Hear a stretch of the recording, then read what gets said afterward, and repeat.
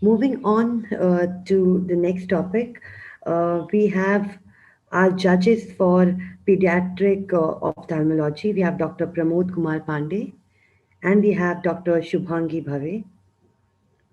Welcome, Thank you. So ma'am. I Welcome, sir. think we are logging off. Thank you. Bye.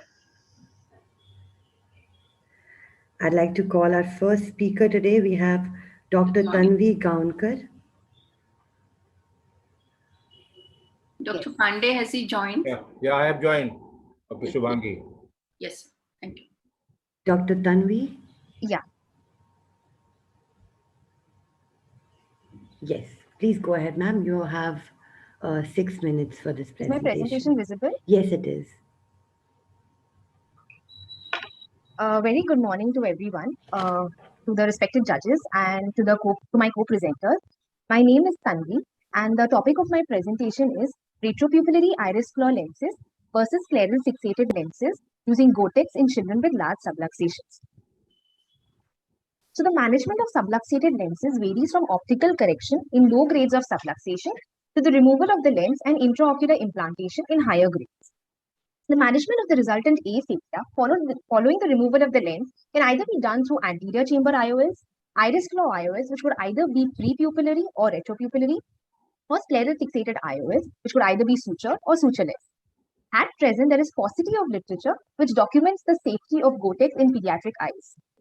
Also, there is no consensus on which of these techniques is the best for early visual rehabilitation in children. Hence, we undertook this study with the aim of comparing the post-operative functional outcome of retropupillary IOLs versus sutured scleral fixated IOLs using Gotex in children with subluxated lenses, and to compare the IOL tilt in the two groups. So this study was conducted over a period of 1 year. 28 eyes with subluxations of more than 7 clock hours were randomly divided into two groups, both of which underwent pars plana lensectomy and vitrectomy, followed by the implantation of retropupillary IOL in group A and scleral fixated IOL in group B. So our primary outcome was best corrected visual acuity at 3 months in logMAR. Secondary outcome was assessment of the IOL tilt, mean change in the astigmatism, and the median operating time. We included all the patients in the age group of 6 to 18 years with subluxations of more than 7 clock hours. And our exclusion criteria was all the anterior and posterior segment abnormalities or any gross anterior posterior segment pathologies. So the surgical technique in group A involved marking the horizontal meridian at 3 o'clock and 9 o'clock, followed by the creation of the pars plana ports, and a pars plana lensectomy and vitrectomy. This was the retropupillary IOL that we used, and the arrow here shows the iris claw mechanism into which the iris tissue was enclaved. A superior clear corneal incision was created, followed by the insertion of the IOL into the anterior chamber, after which it was held by the lens grasping forceps and slipped posterior to the iris. It was enclaved into the mid-peripheral portion of the iris using a Sinskey hook, which is the least, and the mid-peripheral portion being the least vascular and the least immobile, followed by the creation of a peripheral iridectomy, and this is the result at the end of the surgery. Group B involved marking the horizontal meridian, followed by the creation of 4 pars plana ports, two on either side. These ports were placed 5 mm apart and 3 mm from the limbus. This was the SF-IOL that we used with 4 eyelets. So the Gotex suture was cut into 2 halves, and each half was threaded through the adjacent eyelets of the SF-IOL. A superior clear corneal incision was created, followed by the insertion of the IOL into the anterior chamber. Then these suture ends were passed into the anterior chamber, and then they were externalized to the respective sclerotomies. This, after ensuring adequate IOL centration, the sutures on either side were tight. So this is the result at the end of the surgery. So when we observed the best corrected visual acuity at the end of the 3 months, we found it to be slightly better in group B, which is the SF-IOL group, as compared to group A.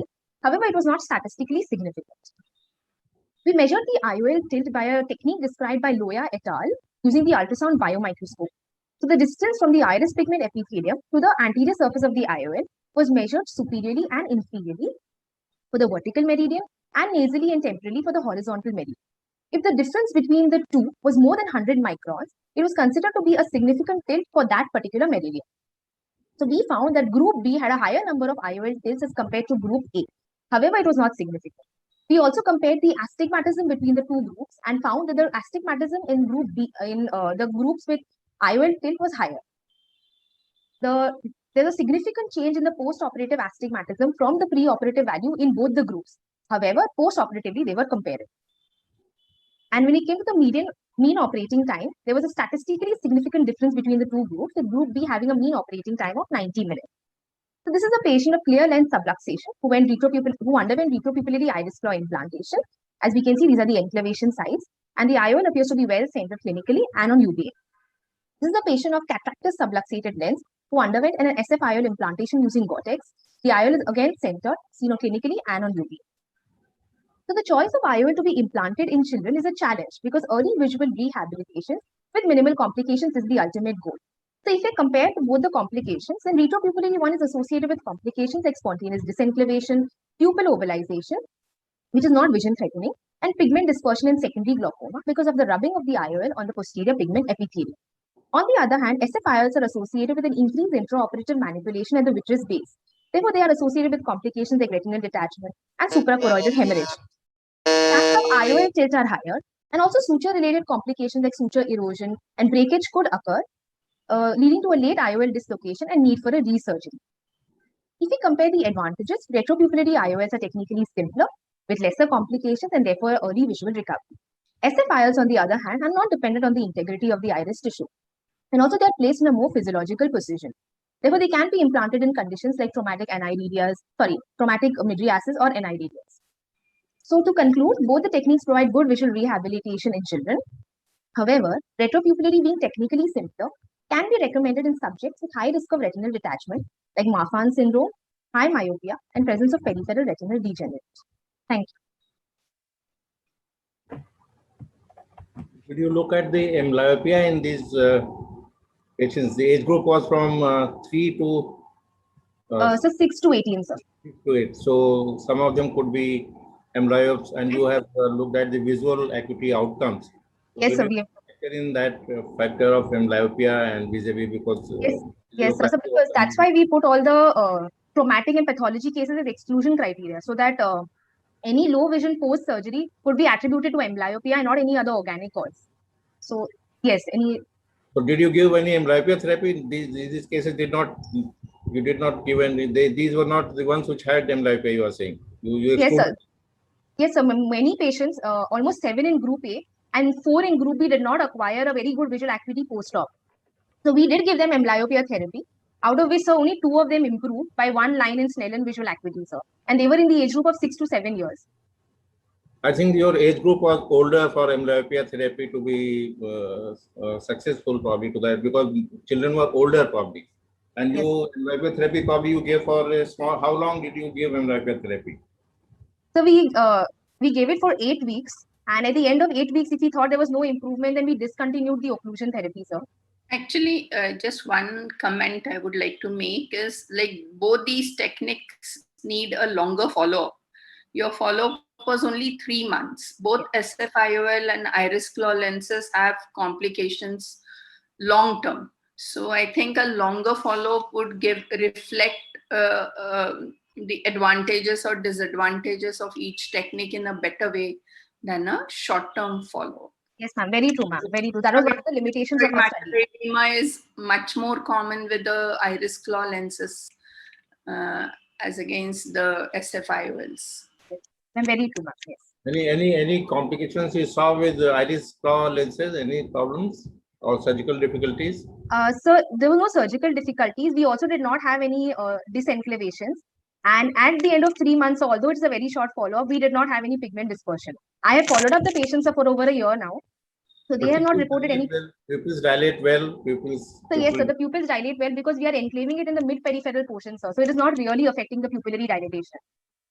And this astigmatism and tilt, did you try to correlate and find out, was it because of the tilt? How much, the astigmatism, did you try to correlate the two? And yes, sir. So we are actually also calculated the keratometry values pre and post-op. So none of the patients had pre-op significant astigmatism.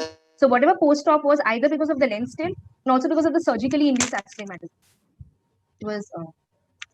So, but you didn't find any difference between the two groups. So we found, sir, between the tilts, we compared the tilts and the non-tilts, and we found the astigmatism to be higher in the tilts group. Okay, so this group should have had poor visual acuity outcomes. The ones, these tilt fixated, but you did not find it was not significant. So it was not significant. So in fact, 3 months post-op, the SF-IOL has a better outcome as compared to retropupillary. But it was not a significant difference. But as Dr. Shubhangi is saying, your follow-up is very short. 3 months Yes. is a very short time. At least it should be at least 1 year, maybe longer period. Yes, very right. Anything, Dr. Shubhangi, you want to ask? No. Yeah. Thank you so much, Sohan ma'am. Yes. All right. Thank you so much, Dr. Tanvi. We'd like to move to the next speaker. We have Dr. Bharat Gurnani. Warm welcome to everyone. Good morning to everyone. Good morning, sir. Should I share my screen? Yes, please start.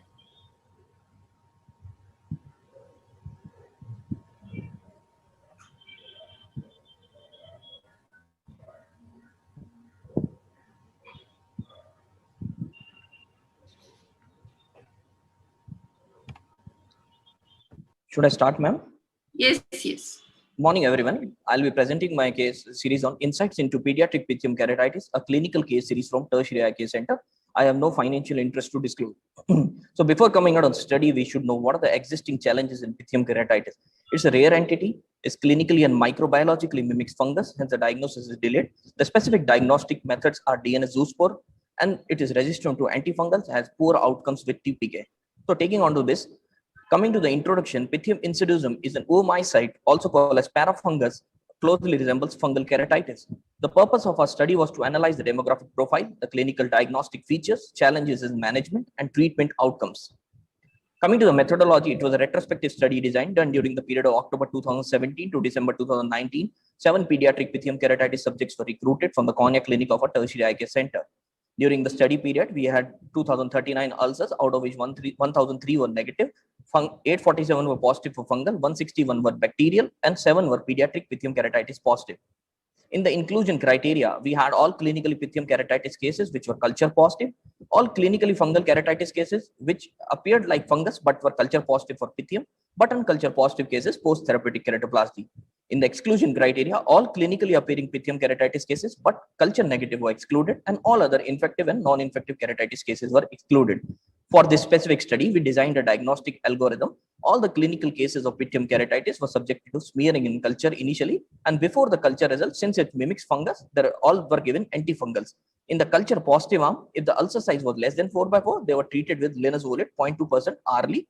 And in case the ulcer size was more than 4x4, they were treated with a dual therapy of linezolid and azithromycin hourly. If their good response was noted, they were treated with same treatment. And in the case of poor response, they were subjected to therapeutic keratoplasty. In the culture negative arm, similarly, if the ulcer size was less than 4x4, they were treated with 5% natamycin hourly. And if the ulcer size was more than 4x4, they were treated with natamycin itraconazole or voriconazole combination.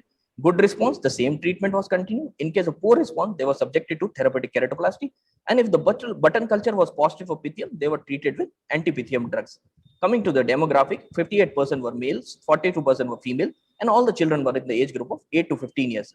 All were students. In the risk factor, most common risk factor was mud injury in 3 patients, stick injury in 2 patients. There was no history of injury in 2 patients. Presenting vision was 6/6 to 6/60 in 2 patients, 5/60 to 1/60 in 4 patients, and less than 1/60 in 1 patient. There was a presentation lag of 5 days in 4 patients, 6 to 14 days in 2 patients, and 15 to 25 in 1 patient. Coming to the clinical features, stromal infiltrate with hyphated edges were present in 3 patients, corneal melt in 2, subepithelial infiltrate in 4, peripheral furrowing and tentacular projection were present in 4 and 5 patients, respectively, which are specific hallmark features of Pythium. Hypopene and anti-chamber exudates were present in 3, and endothelial plaque was noted in 4 patients. So first image shows the tentacular projection on the ulcer margin, which is the hallmark of Pythium. Second image shows peripheral furrowing and gutter, which is again a hallmark. Third image shows a tendency to spread toward limbus. In early cases, we see the spread toward limbus, and this is a diagnostic feature. And the fourth image shows a whitish plaque infiltrate with a hypopene. Coming to the treatment details, before culture results, since all mimicked fungus, they were treated with natamycin and voriconazole, 5 patients, and natamycin itraconazole was started in 2 patients. After the culture positivity, all were given linezolid, and 5 were added with azithromycin additionally. 3 patients healed with medical treatment, 4 required a therapeutic keratoplasty, 2 had a graft reinfection, and 2 were lost to follow. Average time to therapeutic keratoplasty in our cases was 7 days since it's highly virulent, so early TPK was seen. An adjunctive measure like glue plus bandage contact lens we used in 1 patient. One of the child had an early stromal melt. In order to salvage vision and prevent amblyopia, we did a cyanoacrylate glue was applied. Cyanoacrylate glue, the child showed excellent outcome with the resolution of infiltrate and early scarring. Cyanoacrylate glue, due to its antibacterial property, has a synergistic effect to linezolid and azithromycin. Coming to recurrence of graft infection, which shows the virulence of organism. The first image shows the peripheral exudates, second image shows the clump of exudates in anterior chamber. Coming to complication, one patient had choroidal detachment, two had graft reinfection, one had retinal detachment. There was no endophthalmitis or evisceration in our cases. Globe salvage rate was high, 85%. One child ended up with thysis bulbi. Coming to the visual outcome, 3 patients had good visual recovery greater than 6/60. 3 had visual acuity in the range of 1/60 to 6/60. 1 had PL negative due to thysis bulbi. Average healing time was 80 days. So early, poor presenting visual acuity, early therapeutic keratoplasty requirement, and recurrence and graft reinfection were the predictors of poor prognosis in our cases for endophthalmitis, choroidal detachment, retinal detachment. So this is the first ever pediatric Pythium keratitis case series from a tertiary eye care center across the globe. We recruited 7 eyes, 57% patient required a therapeutic keratoplasty, 42% healed with medical treatment. We were able to treat them medically. For 28% required a repeat therapeutic keratoplasty. We had no evisceration. Globe salvage rate was very high, 85%, and one had a thysis bulbi. So coming to the conclusion, Pythium keratitis closely mimics fungal keratitis, hence high index of clinical suspicion and targeted treatment is warranted. First line treatment is antibacterial, and antibacterial has shown a better outcome compared to antifungals. Cyanoacrylate glue, due to its antibacterial properties, can be a potential rescuer in early stromal melt cases. Early TPK offers good and anatomical and functional outcome. To our knowledge, this is the first ever case series of pediatric Pythium keratitis in the world. Thank you one and all for the patient listening. What were the features for, I mean, in these children versus adults? You also had some cases where adults were Yes, having sir. problem? Yes. Yes, sir. Yes, sir. Sir, Of the pediatric age group, was it any different from the one in the adult age group which you saw? Sir, the specific feature like tentacular projection and peripheral infiltrates were seen in both the groups, but early limbal spread was seen in children. They were highly virulent because of the robust immune system. Probably the infection spread faster in children to the periphery. So we had to treat them aggressively. So the safeguard vision. That's why we tried cyanoacrylate glue also in one of our child, and we were able to salvage that child, sir. Do you think it was because of the late presentation, the one which you said went for complication? Yes, sir. Sir, we have over the year we have seen, sir, if the patient presents after first week, the prognosis is usually guarded. If the patient presents early within the first week, we are able to pick the Pythium quickly, because on a culture only we can pick up after 4 to 5 days. So if the patient presents early, we can salvage the vision early, sir. If the patients presenting late, most of them are undergoing therapeutic keratoplasty, and the vision and the prognosis is guarded, sir, in these cases. What do you think? They look like fungal, but they don't respond Yes, to antifungals as yes, well. sir. So it Exactly. is important to suspect this kind Yes, of sir. Yes, sir. and treat it with Yes, sir. antibiotics rather with cover Yes, of sir. antifungal. Yes, sir. Yes, So sir. it is not a classical fungus. It is para. This thing, Yes, sir. Parafungus. That's why it's labeled as parafungus. Earlier, before 2015, they labeled it as fungus. But recent studies, they were able to pick up because of improved diagnostic modalities, and now the suspicion has increased because of tentacular projection, small microsatellite infiltrates, which peripheral in spread, and these things. So we are able to pick them clinically now. Only expert people can pick up quickly. It needs a high index of suspicion, sir. How many adults you saw? After you have Yes, ma'am. diagnosed them as fungal, Yes, ma'am.